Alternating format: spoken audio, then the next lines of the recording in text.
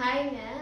நம்மள நிறைய பேருக்கு பார்த்தீங்கன்னா, எது வந்து பன்னீர் ரோஸ் அப்படின்னு தெரியறது கிடையாதுங்க. பன்னீர் ரோஸ்லேயே நிறைய வகை இருக்கு. இந்த வகை தான் நம்ம வந்து சாப்பிட்றது, அப்புறம் அதெல்லாம் பண்ணுறது, ஃபேஸ் வாஷு அதெல்லாம் பண்ணுறதுலாம் இதுதான். இப்போ இது வந்து எப்படி கண்டுபிடிக்கிறதுன்னு பார்த்தீங்கன்னா, இந்த பூ வந்து ரொம்ப லைட் பிங்க் இருக்குங்க. அது பேபி பிங்க்னு சொல்லுவாங்க. அந்த மாதிரி ஒரு பிங்க்ல இருக்கும்.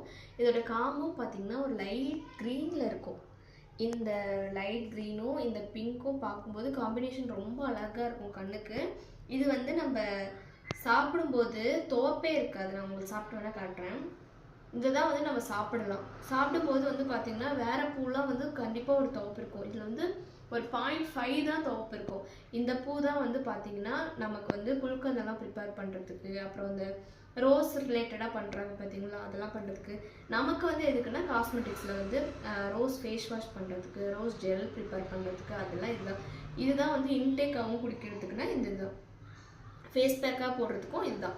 இந்த பூ தான் நம்ம வந்து கரெக்டாக யூஸ் பண்ணும்போது தான் இந்த பூவுக்கு நமக்கு ரிசல்ட் இருக்கும். அந்த பன்னீர் ரோஸ் யூஸ் பண்ணியே நோ யூஸ் தாங்க. இதுதான் வந்து கரெக்டான பன்னீர் ரோஸ். வாங்கும்போது கவனமாக பார்த்து வாங்குங்க. கடையில் வந்து அப்படி தான் ஏமாற்றுவாங்க. நம்ம தான் பார்த்து வாங்கணும்.